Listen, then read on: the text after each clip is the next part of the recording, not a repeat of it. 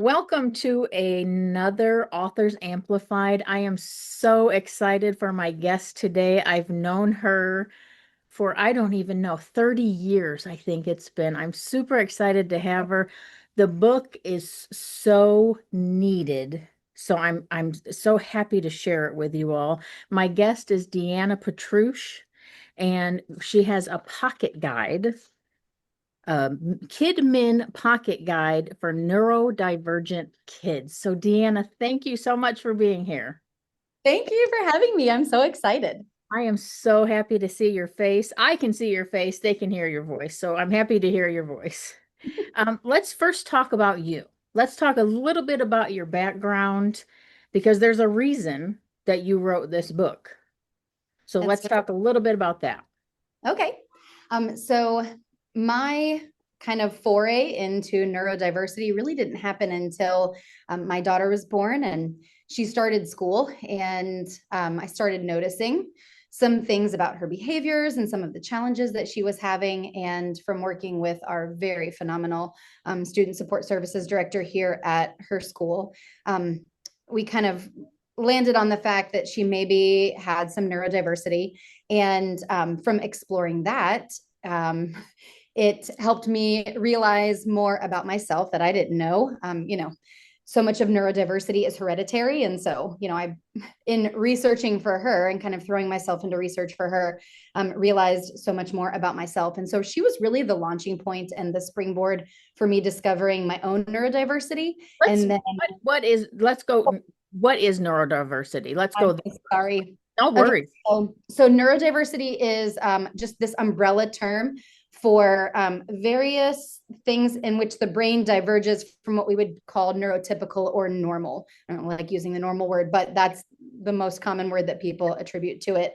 But a brain that works like the majority of the population is neurotypical versus neurodiverse, which means it diverges from what we would consider neurotypical.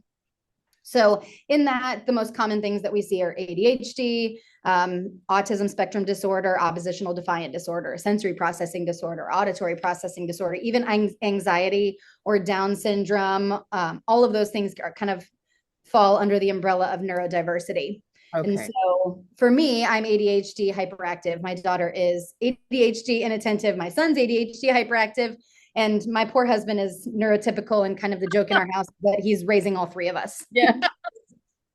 So yeah. So in learning more about her and advocating for her, I got to find out so much about myself. I was like, oh, it's hereditary. Oh, she probably got this from me.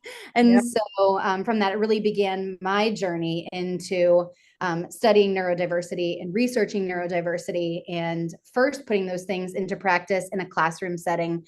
So I taught at a private school for 7 years, and then went on staff at our church for 3 years. And now I'm back on staff at the Rock School where both of my kids attend. Hmm. And these are very real things. These are not just children who can't behave or who can't listen. These are very real things that really affect people. Truly. And especially I feel like in educational settings, people are so much better equipped to support kids who are neurodivergent.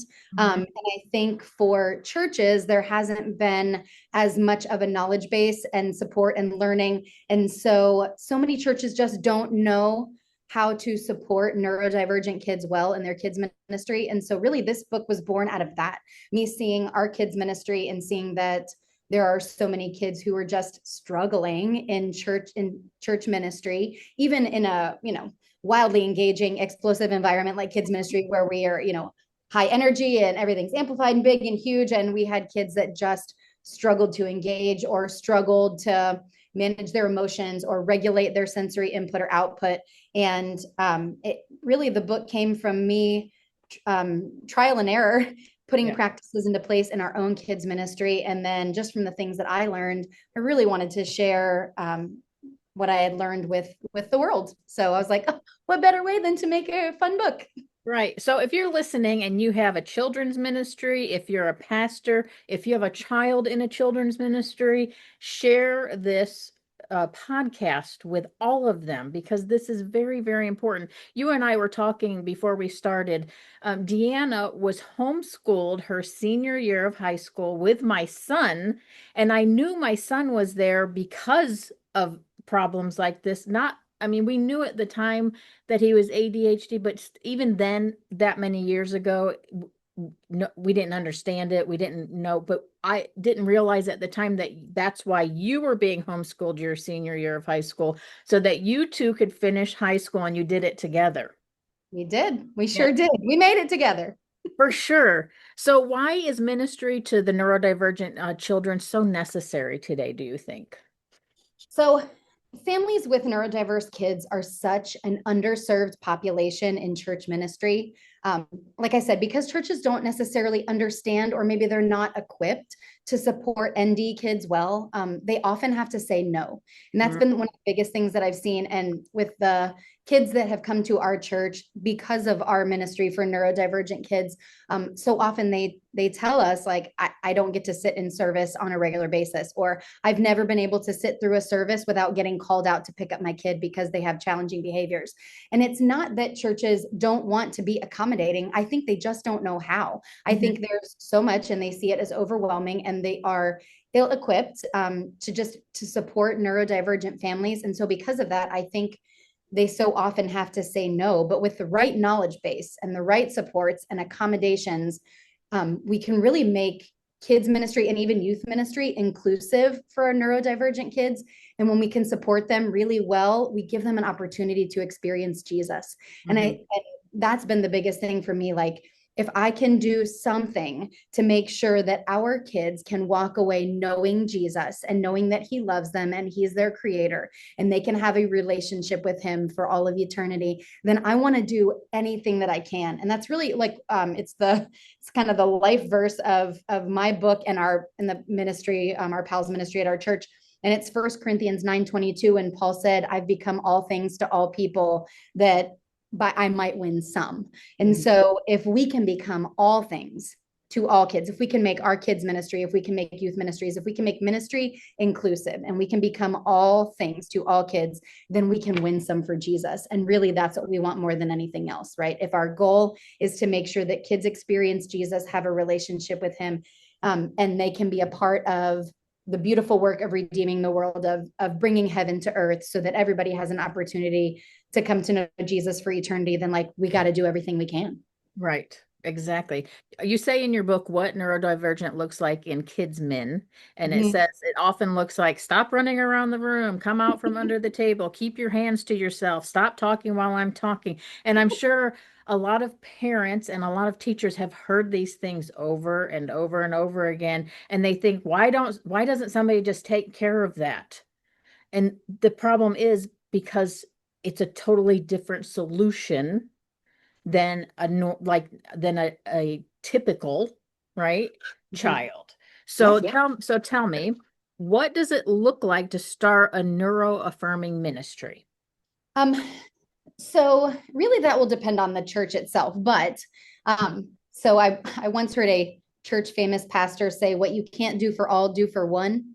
And Mhm. I think that's a really great place to start, is starting small, because I know it can seem like, well, there's so many different needs and there's so much that can be done. And I think people probably look at that and get a little bit overwhelmed by the thought of like, well, how do I serve all these needs? Right. Or if I'm trying to serve this need, like, how do I make sure that these ones, are also taken care of? And I think that in the beginning, it's really hard to try to meet every need for every kid. But when we start really small, right, and then work our way into serving more kids and putting more things in place, I think we make the ministry more accessible. And I, the director of student support here, she says it all the time. And she says, what's good for the goose is good for the gander. And I even quoted her in my book because I loved it so much. Because so often when we are starting to implement neuroaffirming ministry, we think, well, if I do this for this one, well, then I have to do it for everyone. And yeah, that's kind of the point. So you can implement things for kids in your kids ministry who are neurodiverse.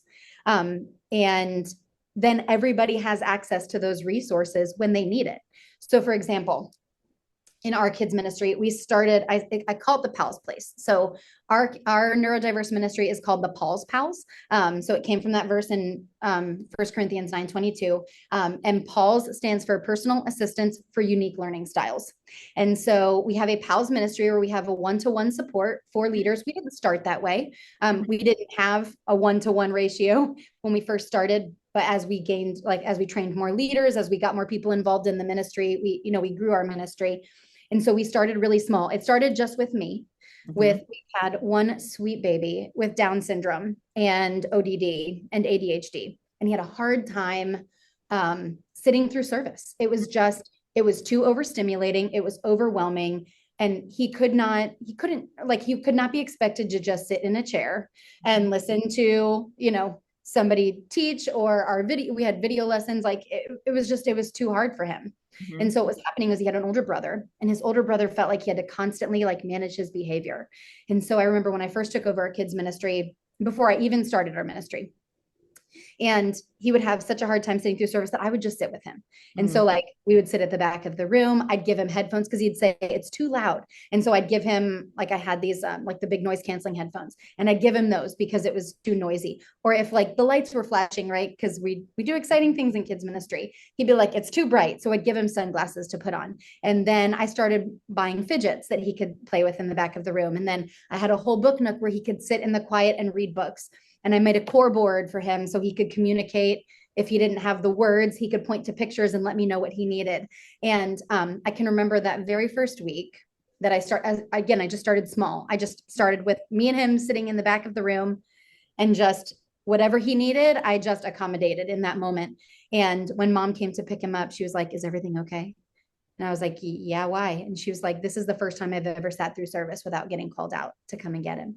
And like, when I talk about it, it brings me to tears, because I'm like, for the first time, that not only were we making Jesus accessible for this kid by providing accommodations for his needs, we made Jesus accessible for mom, right? Yeah. Mom didn't feel like she had to constantly be worried, like, am I going to get called out of service? Am I going to have to go get my kid?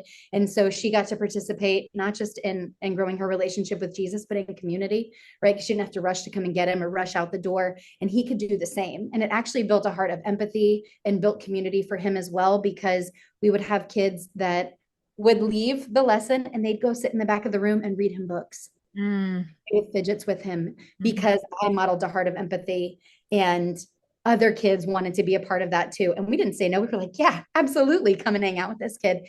And so we started so small, and it grew obviously, but starting a neurodiverse ministry or neuroaffirming ministry is really just about starting small. What can you do for one kid, one at a time? And then from there, make it accessible to other kids who might need it, knowing that there is a place for them. So we have some kids that walk into our kids ministry, and like we have one sweet boy that's on the spectrum, and the first thing that he says when he walks through our like check-in door, he's like, where are my headphones? Because he knows that we're going to have that support in place for him. He's like, can I sit in the back of the room today and play with fidgets while I hear about Jesus? Like, absolutely. Right. And like our kids that in maybe a more traditional setting, they would constantly be getting in trouble for standing up, for walking around. We have cozy rugs at the back of the room. We'll have pillows. We have fidgets. We have things to keep their wiggly bodies moving, so that they can fully engage. But really, to start a neuroaffirming ministry, you just start small. Start with one thing that you can do right now to make ministry and Jesus accessible. And so I was going to ask for practical tips, but you kind of went through each one as you were talking. Like, you start with the one. He needed headphones, sunglasses, somewhere else and then allow the other children. I love that part. You allow the other children, because boy, does that teach them. And that makes the child feel included also. Because I'm sure they feel excluded most of the time. Correct. And they have, they're kids who are neurodiverse. I say we because I am neurodiverse. So we are impulsive, and we struggle with big emotions and big meltdowns. And we have a hard time managing disappointment, and we have a hard time with relationships, and we can be kind of aggressive, and we can be kind of handsy. And because of that, often in settings, we are labeled the bad kids or the challenging kids or the difficult kids from the grownups. And not that they mean to do that, but because of that, it does create different dynamics with kids, because kids they practice what we model. And Yes. so if we model inclusivity in our kids ministries, in our youth ministries, then the kids pick up on that and then they emulate that behavior.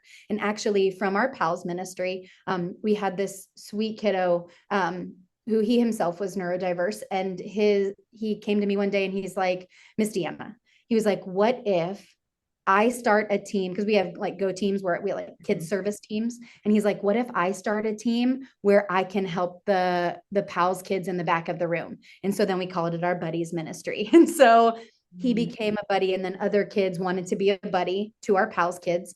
And from seeing that modeled, he wanted to create a team that he could lead and be a part of. And every single week in kids ministry, that's where he sits. And it's so funny because one of our leaders, our elementary coordinator at the time, she was asking one of our neurodiverse kids, like, okay, well, I don't understand. What do you need? Like, what do you mean? And this kid, who's our buddy, who like had the idea for the buddies team, he goes, oh, he wants this. He does it every week. And so she was like, oh, is that what you want? And the kid was like, yeah, that's what I want. And Yeah. so, right. So, like, from us modeling a heart of empathy, it grew his heart of empathy. He wanted to be a part of supporting that kid. And then he knew better how to support him than even our leaders did. So, you know, Right. the adage that sheep make sheep. And that's what he did. He was able to love and lead that kid as a peer. And he was like receiving from him and, coming to know Jesus more because of that relationship. So it was so beautiful. Yeah, it's so much more than just helping. It's not just about helping one, one child or one group of children. It goes out to so many other things. There's probably a lot of common barriers like that would, keep them from a church from sustaining a ministry like that. What do you think those are, and what can they do to help themselves not come against those barriers? Yeah. So I mean, every ministry is different, but I think the biggest barriers are probably resources Mhm. that people probably feel like they don't have the resources. Either they don't have the training, or they don't have the financial resources, or they don't have the human resources, right? They don't have enough people, or they don't have enough time, or they don't have enough space. And each problem has a solution. And really, it's just about looking at each problem creatively to determine what best can be accomplished. I think, what's a good way to say that? So making those connections and connecting ideas and creative problem solving, I think, is a really good way to overcome some of those barriers. Mhm. So connections with people, right? If you're lacking in ministry leaders, Sue Miller talked about one of the best things that you can do is share one-to-one your heart and your vision, right, with people. And that's a really good way to capture people. A barrier for resources. One of the things that I wanted to do was provide iPads for our kids and headphones for the kids who couldn't participate large room, but maybe they just needed quiet space. And so we would do video curriculum for them. And I didn't have the money to spend on iPads and headphones.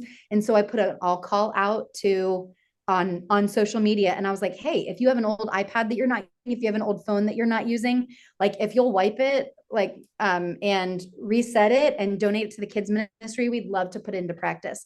And so I spent very little on headphones, had iPads and iPhones donated, and we basically, because they didn't really need anything other than where the curriculum was, we loaded it up with curriculum. And every single week we have kids that will sit with an iPad and headphones and listen to their story about Jesus and engage with the word. Or sometimes they'll just turn on worship music and they'll stand up and worship all on their own, and are able to engage without me spending hardly anything, right? Like even with some of the resources like time or space, we didn't have, I couldn't dedicate a room to our kids who are neurodiverse in the beginning. We didn't have the space. Our kids ministry has already outgrown the spaces that we have, Mhm.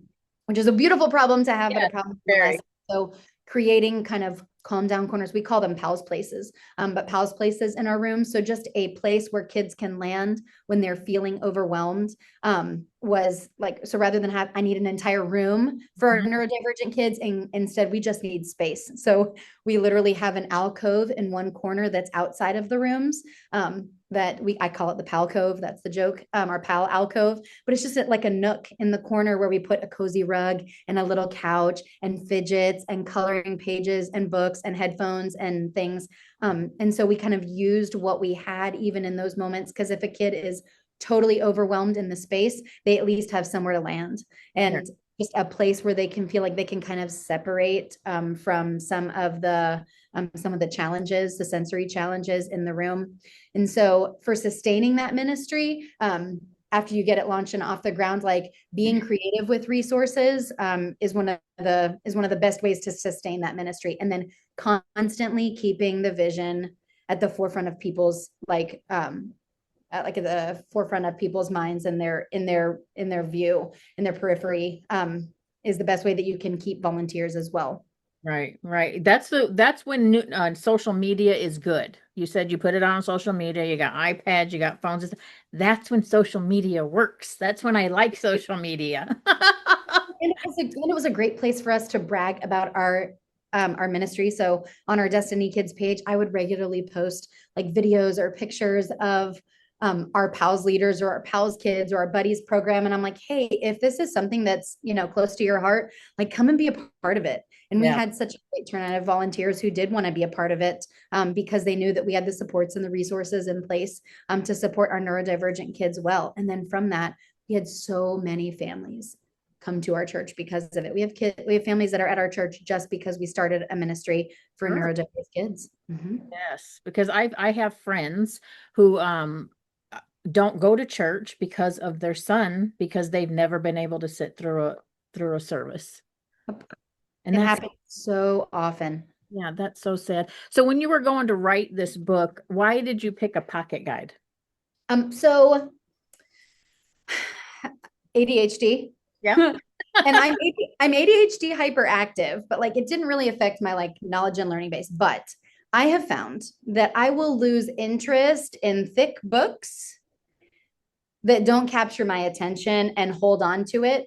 And because I was talking about a topic that is a little bit heavy at times, I wanted to make it easily digestible for people. That like this isn't a full all encompassing book Yep. that will teach you how to meet every need for every kid and talk about every aspect of neurodiversity. Instead, I was like, what's something that somebody could read quickly and implement quickly, even if it just like helps build their heart and grow their heart for neuro affirming ministry. I'm like, if it can just be that and then give them some practical tools that they could put in place right now, that's what I want. And so I didn't want this like long, lengthy dissertation of a book. I wanted something that was easily digestible, that somebody could pick up and read quickly and implement quickly, or at least grow their heart enough to implement quickly. Sure. In the world we live in now, you don't have to be ADHD because we all lose interest quickly now because of scrolling, because of Oh, like yes. 20. I used to love to read, and I found previous to doing this podcast, I had a hard time reading because I'd start reading and then I'd be doing a grocery list, or I'd be wondering what's going on here, or I'd be doing my banking in my head. Oh, And yeah. so glad when this podcast came around because I have to focus and I Mhm. have to pay attention to what I'm reading because I want to talk to the author. So it's not even having to be ADHD in this world anymore. That's The true. pocket guide is a great idea because it is something easy to read. It's something very informative and it's just so helpful. It's just so very helpful. I love it so much. Well, thank you. If you have somebody in children's ministry, you're talking to them right now, and they say, what's one thing I could change today? What's one thing I could just do right now to start and to make it more, my ministry more inclusive? What would you say to them? So the biggest thing that I think that would help a leader change, that they could change in their ministry right now, is the language that they use. Yes. And it seems like such a subtle change, Mhm. but the language that we use to support our neurodiverse kids makes such a profound difference in the way that we can meet them where they are. And Mhm. you can do really simple things, like teaching them to operate in the strengths of their gifts instead of seeing their challenges as weaknesses, and I talk about that in my book quite a bit. And when we can adjust the language that we use, so often our neurodivergent kids, they are labeled, like we talked about that, like they're labeled the bad kids, or they're the challenging kids, or they have behavioral challenges, or because of that, because of those labels, it really becomes a part of their identity. Mhm. And I wore it as a badge of pride, right? Like, oh, well, if I'm a bad kid, then I guess I'm just going to lean into being the bad kid. And so much of the behavioral correction that I got attached itself to my identity instead of my identity in Christ, right? And because of that, there's so many things that I believed about myself, and the language that we use to communicate with our neurodivergent kids, it attaches to their little spirits, and it really does make them see themselves in a negative light because they hear their name called in a negative connotation all the time.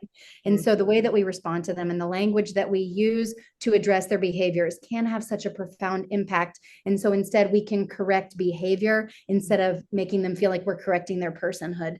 And Yep. one of the subtle things that we did in our kids ministry was shifting from using the words good and bad to right and wrong. Mm. Because you can make a wrong decision, but you can't be a wrong person. And really, it came from the when the rich young ruler was addressing Jesus in Mark 10, and he said, good, and he called him good teacher. And Jesus said, why do you call me good? Only there's only one who's good, and that's the Father. And so Jesus himself said that even though he is God, right? Like he reserved that term for the Father only. And so when we tell kids, you're not being good, we are holding them to an expectation that Jesus said, I'm not even good. Only God is good. And when we tell a kid, you're not being good or you're being bad, you are directly addressing their personhood, right? You are telling them this is who you are as a person. And instead, when we subtly shift to what you're doing is wrong, you're making a wrong decision, then it's not about who they are, it's about what they're doing. And that's what we want to correct in behaviors. And when we are correcting their behaviors, then first of all, when you address those challenging kiddos and those challenging behaviors and using those terms right and wrong, you're addressing their behavior instead of their personhood, but also it lets them know what your expectation is. Mm-hmm. And so often when you say like, you're being bad or you're being good, they are good and bad are subjective terms, right? Mm-hmm. Like not every kid is raised the same. Not every kid has the benefit of growing up in a biblical based home, or a home that's following Jesus. You know, there's going to be kids that come into your kids ministry who don't hear about Jesus on a regular basis, or they don't have they've not spent enough time in church or in the Bible or in the word or whatever. And because of that, they're not going to know necessarily what is good and bad, quote unquote, according to scripture, whatever. And instead, when we can teach them the things that are right and the things that are wrong according to God's word, then we are setting up the expectation of the expectations that we have for them so that they can understand the things that are right and the things that are wrong, as opposed to the things that are good and bad, because those things are subjective for them. I mean, that's huge. What you just said is huge, and it's a big responsibility for people who are in children's ministry. Huge. Truly, Yeah. So truly. the book is KidMin Pocket Guide, Neurodivergent Kids. The author, DeAnna Petruch. Where can we find the book? So right now you can find it on Amazon. That's the only place that it is currently published. But yes, it is on there. There's a digital version, like a Kindle version, and then also a paperback. And then the hardback is coming. It is almost done. So exciting. This is just much needed. I can't even say it enough how much we need this. It's great. Thank you so much for being here, for your time. I love you so much. Love you too. And I'll Thank you talk. so much for having me No, on. thank you. I'm going to talk to you soon, I promise, okay? Wonderful. Thanks for tuning in to Authors Amplified. If you enjoyed this episode, share it with a friend and subscribe for more incredible authors next time.